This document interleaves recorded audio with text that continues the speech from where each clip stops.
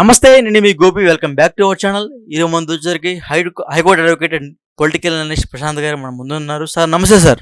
నమస్తే గోపి గారు, చెప్పండి. సార్ మనం చూస్తూనే ఉన్నాము, ఆ సినిమా ఇండస్ట్రీ అనేది ఒక పెద్ద ఇండస్ట్రీ. ఆ ఇండస్ట్రీలో హీరో హీరోయిన్లు చాలామంది పెళ్లి చేసుకోవడం జరిగింది. అదేవిధంగా హీరో వరుణ్ తేజ్ అండ్ లావణ్య త్రిపాఠికి రీసెంట్గానే పెళ్ళైంది. అదేవిధంగా మళ్ళీ ఇప్పుడు కొన్ని వార్తలు వస్తున్నాయి, వాళ్ళిద్దరి మధ్య విడాకులు తీసుకుంటున్నారని. ఈ ఎలక్షన్స్ టైంలో సడన్గా ఈ టాపిక్ అనేది బాగా హైలైట్ అవుతుంది. ఏమంటారు సార్ మీ విడాకుల గురించి మీరు ఏమంటారు? వరుణ్ తేజ్ లావణ్య త్రిపాఠి గారు జరిగింది. అయితే చాలా ఇప్పుడు అదేంటంటే సార్, ఇప్పుడు మీడియాకు లిబర్టీ ఉంది కాబట్టి చాలా న్యూస్ వస్తుంటాయి. దాంట్లో వాళ్ళు ఏమంటారంటే వేరే విధంగా నేను I going by the news నేను చెప్పేది ఏంటంటే లావణ్య త్రిపాఠి కన్సీవ్డ్ అంటారు. అరే సార్, మీరేమో డైవర్స్ అంటారు. దీనిలో నేను ఒకటే చెప్తున్నా, ఎవరికైనా మనము చిన్నప్పుడు స్కూల్లో చదువుకుంటాం సార్, భారతదేశం నా మాతృభూమి, భారతీయులందరూ నా సహోదరులు అని మనం మాట్లాడుకుంటాం. వాళ్ళందరూ సర్వే జన సుఖిన పోతా మన కాన్సెప్ట్. నేను మీడియాలో మాట్లాడే నాకు ఏం రాదు, కానీ ఇక్కడ జరిగింది ఏంటంటే, నేను ఇప్పుడు మీరు చెప్పింది దాని గురించి నేను మాట్లాడాలంటే నేను బీయింగ్ అస్ అన్ అడ్వకేట్ ఒక స్వేచ్ఛ కోరుకుంటున్నా. అక్కడ ఏంటంటే unless until any documentary evidence divorce అయింది, even they filed under cruelty Hindu marriage act 13 clause అలాంటి పిటిషన్స్ లావణ్య త్రిపాఠి గారు కానీ వరుణ్ తేజ్ గారు చేస్తుంటే నేను వాళ్ళకి చెప్తా. లేదంటే నేను మామూలుగా జనరల్గా ఒక టాపిక్ చెప్తాను, మీరు వినండి. ఇప్పుడు వరుణ్ తేజ్ గారు లావణ్య త్రిపాఠి గారు జరిగింది. లావణ్య త్రిపాఠి గారు మంచి ఆర్టిస్ట్, వరుణ్ తేజ్కి హైట్ కలిస్తే మ్యారేజ్ అది మ్యారేజ్ జరిగింది. ఒక మంచి ఆర్టిస్టులు బతకండి అని చెప్పినాం. వాళ్ళ పెద్దలు పెళ్లి చేసారు, వాళ్ళు ముందుకెళ్ళాలి. వాళ్ళకి అవగాహన లేదా? ఒక జీవితం, ఒక శిశువు పుట్టాలంటే 9 నెలలు అవుతుంది. మళ్ళీ ఒకడు పెద్ద వెలిగారంటే 30 సంవత్సరాలు అవుతాయి. 20 సంవత్సరాలు 25 సంవత్సరాలు మీరు కాపాడి పెంచి పోషించినప్పుడు మీరు మళ్ళీ ఎంటైర్ బిఫోర్ ది మొత్తం సమాజం ముందు గ్లామర్ వరల్డ్ అంటే ప్రపంచం తెలుస్తుంది. పెళ్లి చేసుకొని ఇట్లా టైంపాస్ చేసుకుంటానికి విడాకులు ఇచ్చుకుంటా పోతే మీరు ఏమో సందేశం ఇస్తారు సమాజానికి? వరుణ్ సందేశం లావణ్య త్రిపాఠిని క్వశ్చన్ చేస్తున్నా, what message you are going to convey? Life ఏం లేదు, మ్యారేజ్ ఏం లేదు, దీస్ ఆర్ ఆల్ బ్లఫ్స్ అంటావా? ఏం చెప్తారు? మీకు జాగ్రత్తగా ఉండండి. మీరు చెప్పండి, రేపు ఓపెన్గా మీడియాకి వచ్చి మాట్లాడండి. మేము డైవర్స్ తీసుకోలేము, we're still couples, we're going to continue our life అని చెప్పండి. లేకపోతే మీరు ఏం చెప్తారో చెప్పండి. ఇట్లా టైంపాస్ చేసుకుంటూ పోతే సందేశం మీకు బాధ్యత లేదా? ఎవరైనా వాడు ఒక 500, 1000 రూపాయలు కార్మికుడు కానీ 50,000 రూపాయలు, 100 రూపాయలు ఖర్చు పెట్టి మీరు సినిమాలు చూస్తుంటారు. అప్పుడు మీకు బాధ్యత లేదా వాళ్ళకి ఆన్సర్ చేయడానికి? చేయండి, మీరు ఆన్సర్ చేయండి. ఇప్పుడు వచ్చి నో అండి, నా ప్రేక్షకులకు, నా సోదరులకు నేను చెప్పేది ఒకటే, మేము ఎలాంటి ఏం జరగలేదు, మేము ఇట్లా జరిగిపోయిందని చెప్పండి. వాట్ అనేది మీరు మీడియాకు మీరు ప్రెస్ మీట్ చెప్పాలి. ఇలాంటి ఆరోపణలు వచ్చినప్పుడు, లేదంటే కోర్టుకు అప్రోచ్ కావాలి. కోర్టుకు అప్రోచ్ ఒక ఆర్డర్ తీసుకొచ్చి చెప్పాలి. చెప్పకుండా ఏం చేయకుండా ఇట్లా మీరు టైం పాస్ చేస్తూ పోతుంటే మిమ్మల్ని అభిమానించిన ప్రేక్షకులు ఏం కావాలి, వాళ్ళు ఏం కావాలి? సరే, మీరు రెస్పెక్టెడ్ మీ ఫ్యామిలీస్ ఏం కావాలి? మీకు ఒక ఫ్యామిలీ ఉంటే వాళ్ళకు ఫ్యామిలీస్ ఉంటాయి, వాళ్ళు బాధపడరా? ఇప్పుడు ఒక విషయం చెప్తున్నా, మీరు అంటారు అంజనాదేవి గారు పిల్లలు వర్షానికి తడుస్తుంటే ఇంట్లోకి రారా బాబు అని ఫోన్ చేస్తుంది చిరంజీవి గారి అమ్మ. మేము అట్లా ఉంటే మేము విడిపోతే ఇప్పుడు మన నాగేంద్ర బాబు గారు కానీ వాళ్ళు ఎంత బాధపడతారు? ఇప్పుడు ఆమె లావణ్య త్రిపాఠి గారి ఫ్యామిలీ ఎక్కడో బీహార్లో ఎక్కడో, వాళ్ళు ఎంత బాధపడతారు? మీకు అవగాహన లేదా? అంటే ఆల్రెడీ నాగబాబు కూతురు ఎవరైతే ఉన్నారో నిహారిక ఆల్రెడీ విడాకులైపోయింది, చైతన్య గారికి, నిహారిక గారికి. అదేవిధంగా వరుణ్ తేజ్ గారికి, లావణ్య త్రిపాఠి గారికి కూడా విడాకులైతే నాగబాబు గారు ఎలక్షన్ టైంలో ఎంత బాధపడతారు, ఎంత కుమిరిపోతారు, ఎంత అగపాతాలనికి వెళ్ళిపోతారు అనేది మీ మాటల్లో? అంటే అది చాలా సార్, ఇప్పుడు ఏంటంటే అది కూడా ఒక యాక్సిడెంట్ లాగానే. ఇప్పుడు ఆయనకు వరుణ్ తేజ్ గారు వేరే జరుగుతున్నాయి అంటే ఇద్దరు ఎట్లా, ఇప్పుడు వాళ్ళు సక్సెస్ఫుల్గా పాపం నాగేంద్ర బాబు గారు బ్రదర్ ఆయన కష్టపడి ఆయన మంచిగా స్మార్ట్గా పెళ్ళిని పెంచి పెళ్లి చేసిండు. వాళ్ళకి బాధ్యత ఉండాలి. అలాంటి సమస్య పర్సనల్గా నాకు కూడా రావచ్చు. కానీ నేను అనేది ఏంటంటే వాళ్ళ డాడీ చాలా అలాంటి ఇచ్చిండు. వాళ్ళు ఏదో సింపుల్గా చిన్న మిడిల్ క్లాస్ ఫ్యామిలీ బతకలేదు, వాళ్ళు ఒక సెలబ్రిటీ లాగా బతికినప్పుడు వాళ్ళకి బాధ్యత ఉండదా? తల్లిదండ్రుల సుఖం బేసిక్ ప్రిన్సిపల్ కదా. మాతృదేవోభవ పితృదేవ ఆచార్యదేవోభవ. ఇప్పుడు నీ పితృదేవోభవకు మీరు ఏం చేస్తారు? వరుణ్ తేజ్, లావణ్య త్రిపాఠి నువ్వు ఏం చేస్తున్నావు?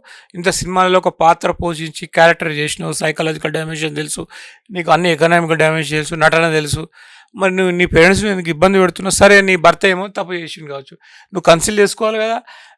సరే ఇప్పుడు వరుణ్ తేజ్ చెప్తా, లావణ్య త్రిపాఠి ఏదో మిస్టేక్ అయింది కావచ్చు, గ్లామర్ ఆమెకి ఈగో ఉన్నది, నువ్వేం చేసినావు బాయ్, నువ్వేమైనా కన్సల్ట్ తీసుకోవచ్చు కదా. మీకు అండర్స్టాండింగ్ లేనప్పుడు మీరు how you will give the message to the society? అర్థం చేసుకోండి. మీరు ఇప్పుడు సరే మేము ఓపెన్ ఛాలెంజ్ చేస్తున్నా, మీరు బ్రతుకుతే మీరు కూడా ఒక సంసారం చేసి పిల్లల్ని పెళ్లి చేయండి. చేతనవుతుందా మీకు? మీరే బతకలేకపోతున్నారు. ఓకేనా? అయితే ఇలాంటి విషయాలను నేను అందరికి సమాజంలో చెప్పేది అదే. మీరు చెక్ చేసుకోండి.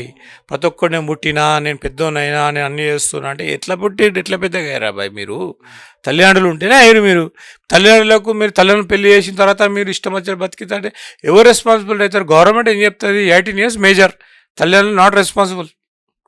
కానీ వాళ్ళు బతుకున్నప్పుడు అంత ఖర్చు పెట్టింది అంతా వేస్ట్ అయిపోతుంది. మీ గురించి బాధపడాల్సి వస్తుంది. నాకేం డబ్బులు రావు, నేను ప్రశాంత్ కుమార్ అడ్వకేట్ రెడ్ టీవీలో మాట్లాడేంత. మీరు సెల్ఫ్ టెస్ట్ చేసుకోండి, మీరు చేసే తప్ప కాదా అనేది. తప్పైనప్పుడు మీరు రెటిఫై చేసుకొని ఒక లీగల్ అడ్వైజర్ని, ఒక అడ్వకేట్ని కన్సల్ట్ అయ్యి ఏముంది మిస్టేక్ ఏముంది అని మాట్లాడుకొని మీరు కొట్లాడుకోకుండా ఏమైనా సమస్యలు వచ్చినప్పుడు ఆర్బిట్రేటర్ని కన్సల్ట్ కండి. వాళ్ళకి ఫోన్ చేస్తే వాళ్ళు వచ్చి మాట్లాడతారు. సార్ అసలుకి ఎందుకు ఆ సెలబ్రిటీసులు ఇద్దరు సెలబ్రిటీస్ పెళ్లి చేసుకుంటే గట్టిగా సంవత్సరం కూడా నిలబట్టాలి వాళ్ళ సంసారం, ఎందుకు సడన్గా విడిపోతుంది అంటారు? ఏమన్నా మనస్పర్ధలు వస్తున్నాయా, లేకపోతే సినిమాల్లో నటించడం వల్ల వాళ్ళిద్దరికి మనస్పర్ధలు వస్తున్నాయా?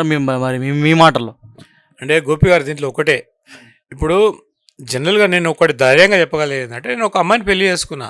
నేను పెళ్లి చేసుకున్న ముందే నేను డిసైడ్ అవుతా, లేమి అందును కలిమి అందు ఏమొచ్చినా ఆమెతోనే బతుకుతా. ఆమె చచ్చిపోయినా ఆమెను బొంద పెడతా, నేను చచ్చిపోయినా ఆమె నన్ను బొంద పెడుతుంది. ఇది కాన్సెప్ట్ ఉండాలి అంతే.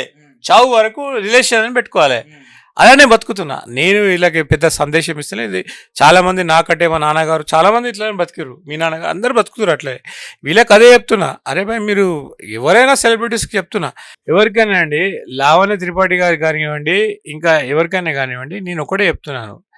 ఇప్పుడు ఒక జనరేషన్ టు జనరేషన్ డెవలప్ కావాలంటే మన సమాజంలో ఏంది, భగవంతుడు స్త్రీ పురుషుని సృష్టించాడు, వాళ్ళ తర్వాత ఇంకొక స్త్రీ పురుషులు పుడతారు, అట్లా జనరేషన్ కంటిన్యూ అవుతుంది. సరే మీరు సెలబ్రిటీ అయిపోయారు, ఇప్పుడు లావణ్య త్రిపాఠి గారికి వాళ్ళకి మ్యారేజ్ అయిపోయింది, మళ్ళీ మీ గురించి మీ ఇష్ట కాదని లేక మీ తండ్రి లాగా ఆయన కష్టపడుతూ ఆయన చేస్తున్నాడు. దాని గురించి మీ బాధ్యత ఏంది? మీరు మేజర్స్ కదా. లావణ్య త్రిపాఠి గారు మీరు పెళ్లి చేసుకుంటే మీరు మేజరే కదండి, మీకు సమాజం గురించి అంతా తెలుసు కదండి.